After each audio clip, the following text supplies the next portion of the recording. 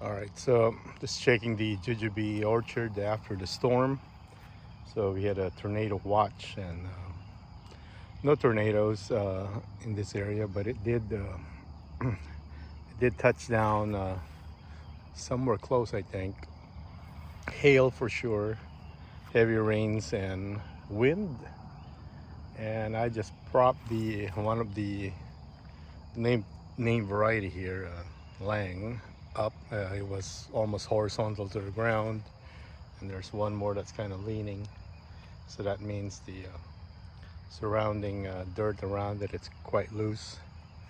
So all right, so let's take a look, and I can see right here how many broken branches on the or vines. The Muscadine vineyard took a beating. All right, okay, so this is sugar cane. um, if you're going to have one only, and you don't want to worry about its vigor and production, and it actually tastes pretty good, I would recommend sugar cane. I would buy sugar cane before honey jar in for northeast Texas, because honey jar, they're just kind of picky where they're where they are planted. Sometimes they just don't grow. I mean, they fruit.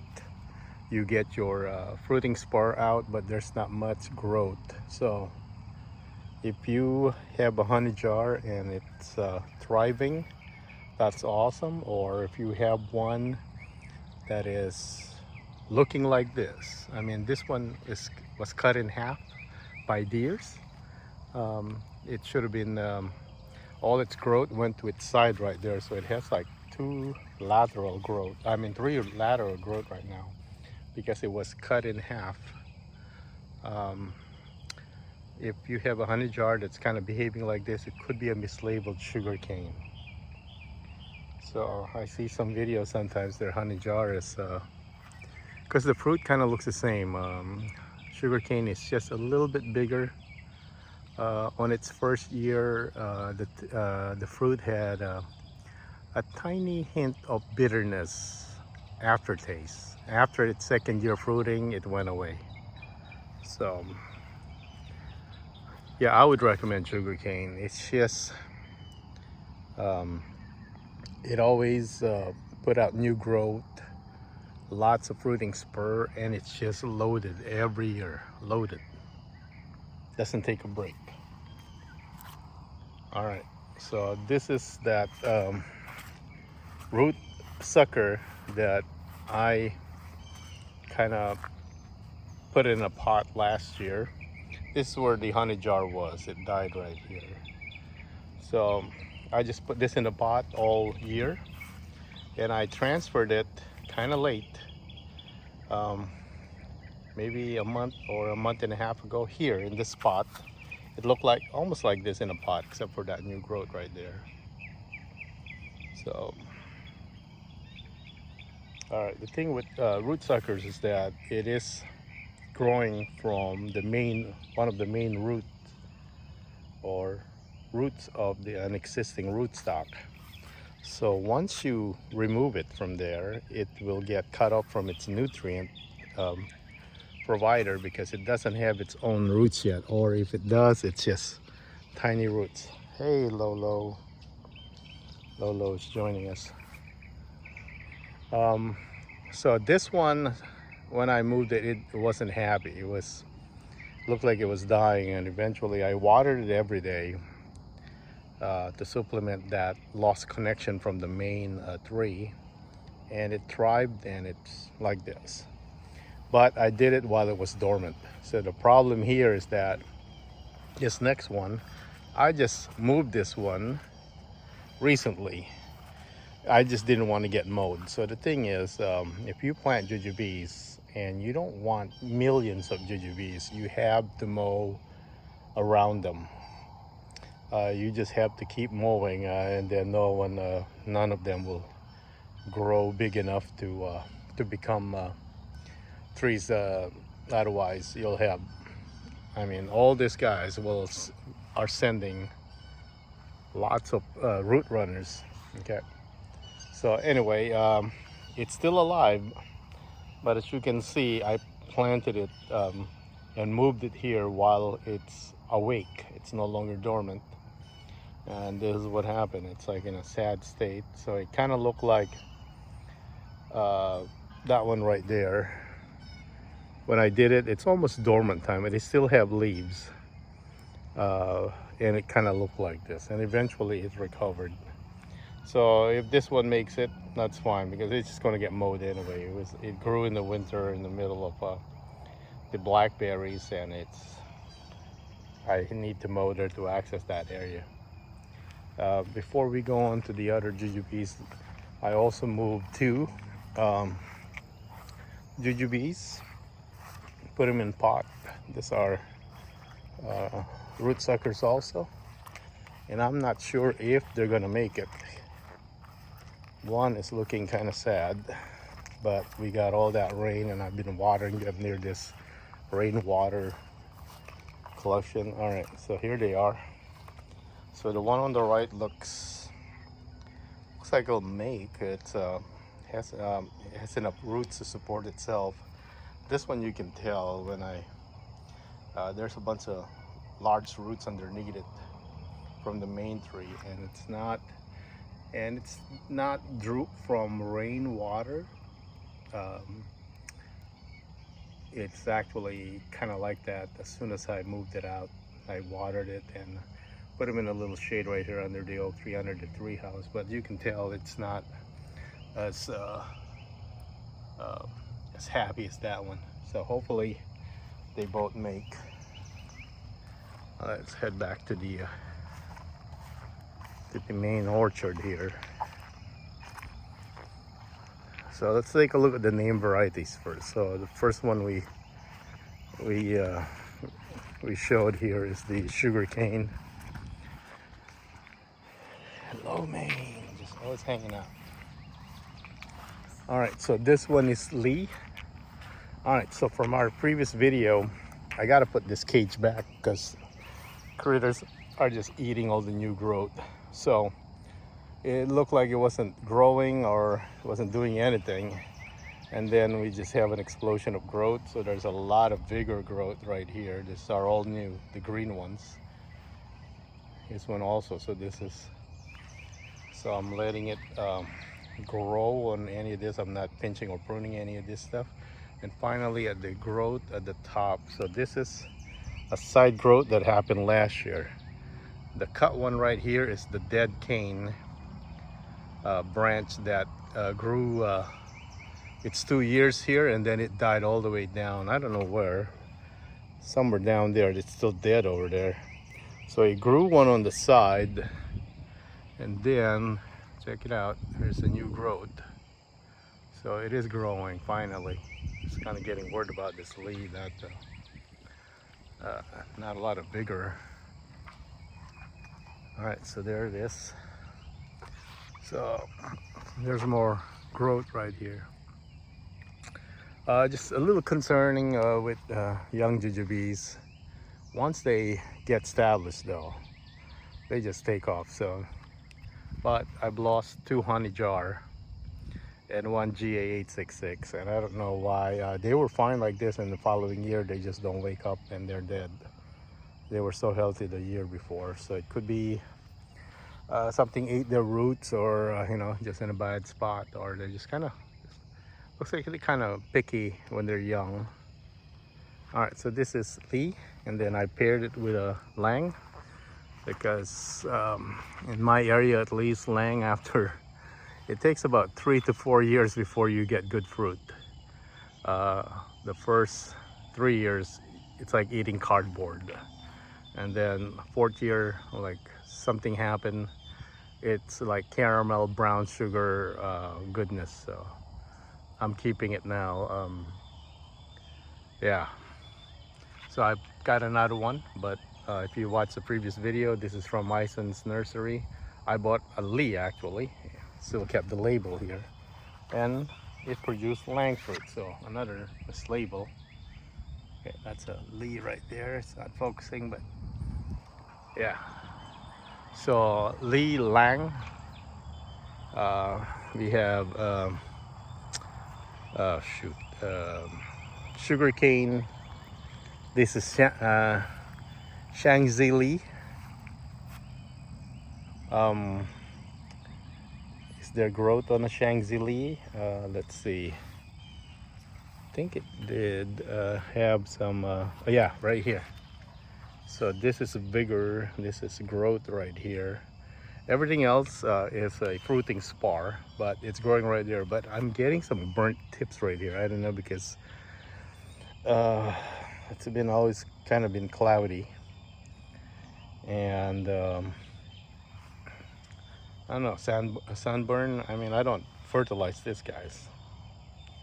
Even maybe I did, but it's organic. It's just leftover stuff from the citrus fertilizer.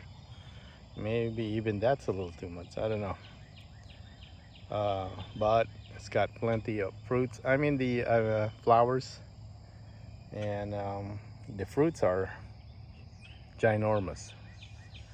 They're pretty big. They're sweet, a little bit on the not as juicy, of course, as GA866. It's kind of like a big, more sweeter version than Lee.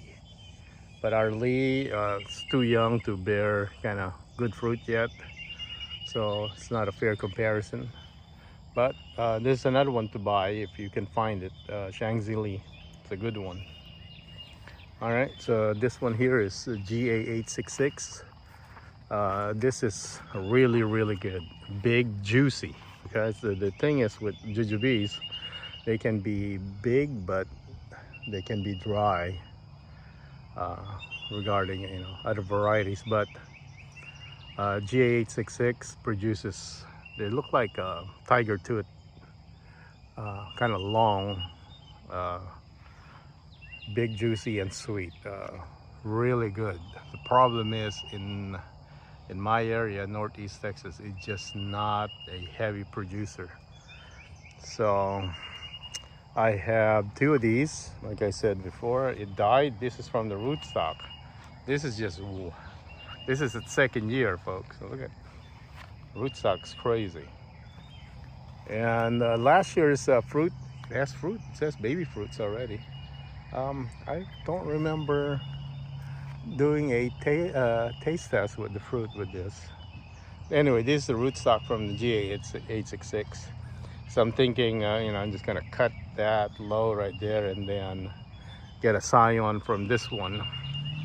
But this guy doesn't look like it's growing as much as it did the past 2 years. You can see where the growth was. So when I bought it, it's this tall. You see a knot where it stopped growing and then started again. Okay, right there. See how the there's that knot right there, so it grew a little bit, and then all this was all, I think, last year. So I'm looking at the top. It's hard to see if there's any new growth.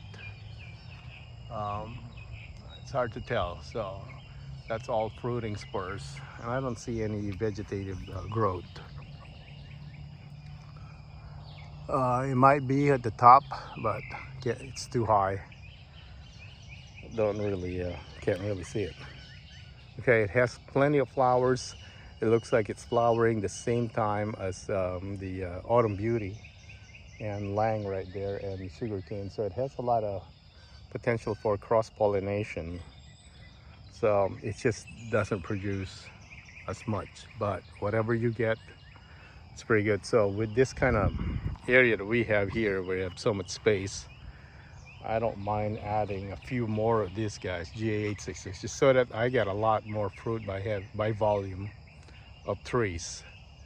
So, but if you only have tiny space, I would still put one, just because, but don't expect the production from, let's say, sugarcane or Lee or Shangzi Lee once they all develop. So this is Autumn Beauty. So this always ranked as at least top 10 on a lot of growers'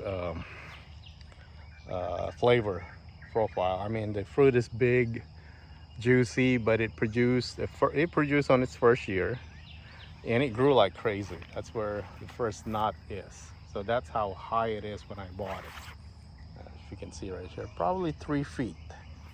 And then it grew all the way there from its first year, and this is all from last year, and it's already growing. So this is all new growth.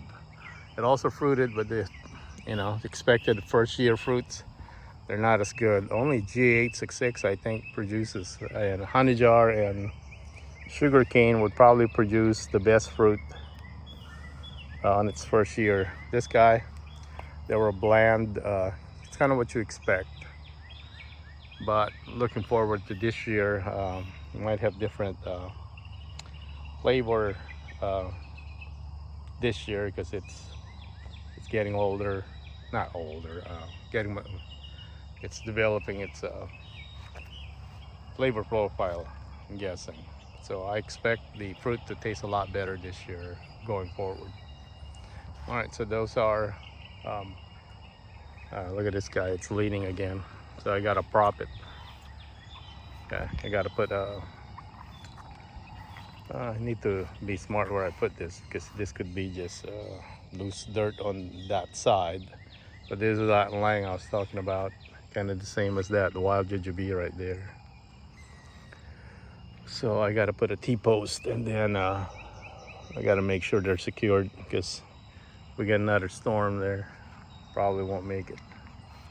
All right, so Lee Lang Autumn Beauty G866 Shangzi Lee sugar cane, and at the back we have Chico, Honey Jar, Contorted or So, and another Lang, and the rest are the wild ones or rootstock. I'm not sure they're really rootstock like what they usually use for rootstock, or a seedling, because this one, the big ones at least, the wild ones, this four jujubes here in the single row, I bought them a seedling from, person said honey jar, but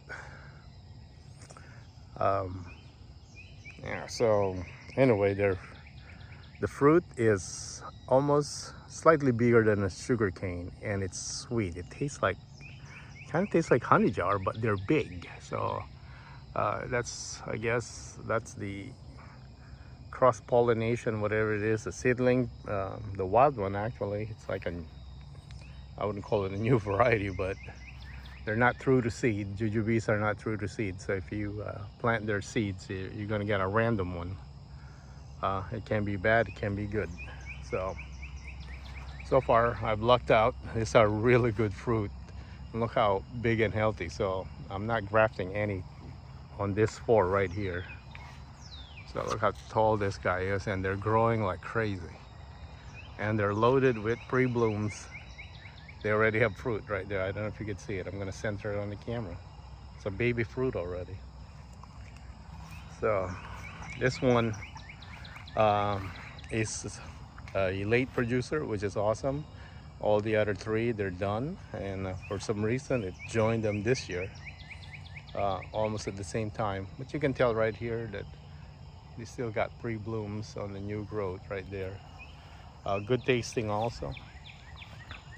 There's another one. All that green growth at the top, that's all new. And then the stunted one. These are the same year. I guess there's not enough sunlight here. They still get around 8 hours of sunlight. Because our forest right there doesn't block it until late afternoon. So, but it's probably this area. Yes, even though they're fairly close, this is not something they like. So, I mean, it's growing now. I guess the roots are established now. There's like growth right there. But for 3 years, there's no growth. They just have fruiting spores. They barely fruit. They're just not happy. Hey, Caramel. Joining us right here. So where Caramel is another stunted one. I don't even see vegetative growth on this. It's just the fruiting spur. Let me see. Yeah, there's no growth. Yeah, maybe that's why, because the cat just destroys them. All right, and here, well, probably have the answer right here. Not well draining in this area. You can see it's still kind of flooded right here. This one's not growing either. It has flowers and all that, fruiting spurs, no growth. This one started growing, so that's kind of good news. This is all from last year. And I gotta prop this also. This guy's just kind of bent, even before the storm. Okay, so this one is growing, so that's kind of, I guess, good news. This one, a little flooded also.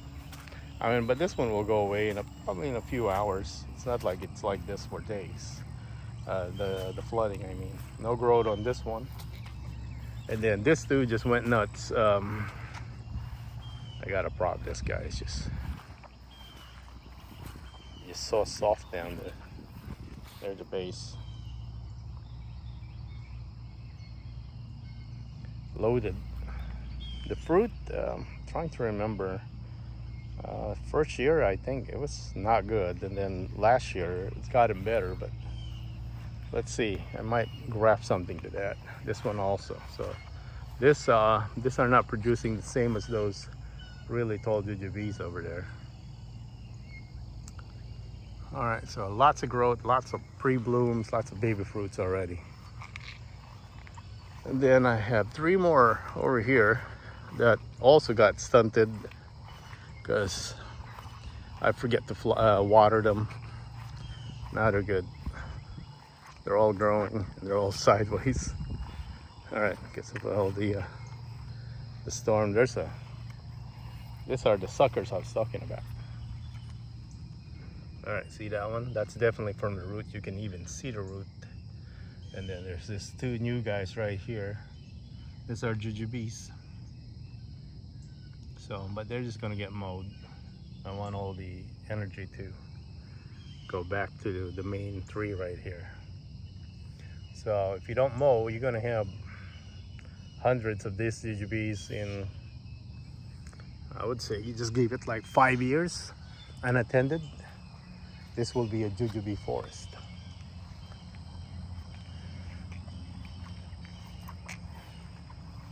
There's some suckers also at the bottom. There's growth.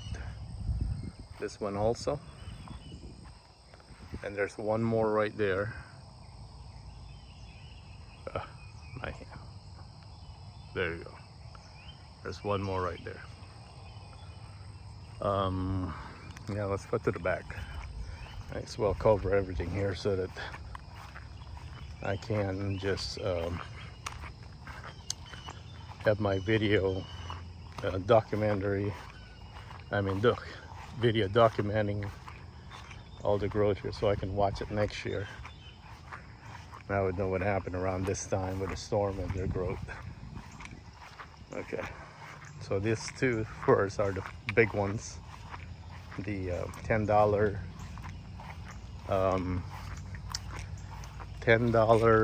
rootstock from Bob Wells. It grew. And Lang. So I first bought Lee and Lang because that's what you find on most nurseries before knowing any variety. And the Lee died because I put it in a flooded area. So, and these are heavily pruned, by the way. I pruned probably 50%. If you see last year's video, this thing looks like a vineyard. You know, it's just all the way to the ground, thousands of fruits. So I pruned it, more like butchered it, as you can see right there, so that all those branches are not coming out of its. So the canopy, I kind of kept it to the row size. And this one is always loaded with fruits. Once it could keep them, it took like 2 years because it was just like a 5-inch stick when I bought it. It was just a rootstock. And the big lang right here. This one, deer, when they attacked it, they start pulling the branches. They broke a lot of stuff, and I have to prune all those broken branches. So I'm keeping it high like that. I can always bring a ladder. I'd rather have it really high because deer pressure just, you know, they can have, the problem with deer pressure is that they eat your fruit, they break your branch. I mean, they kill your tree trying to get to the other fruit. So if it's high like that where they can't jump anymore and there's obstacles like this, it's better. It's high, but you can always get your fruit later. All right, so now let's go to the last tree where I lost one honey jar. So it's like half dead. And we don't always get heavy rain like this. And even though it looks like it's flooded, it goes away after a few hours. So it doesn't retain the water. But this one, since the base sank. All right, so this is contorted. It's alive, I don't know how long, but it died about halfway up. So it's growing spurs for fruiting spurs. The problem with that is that could be reserve energy. All right, so yeah, this water will go away in a couple of hours. So this is honey jar, looking really healthy, lots of pre-blooms, no vigor growth, no vegetative growth, so that's a concern.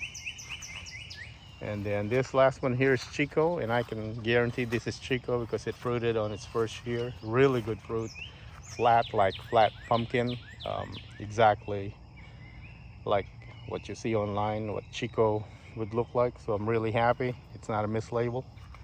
And there's growth, like look at this folks, it's all green, so it's growing. So those are the 30 Jujubes we have in the property.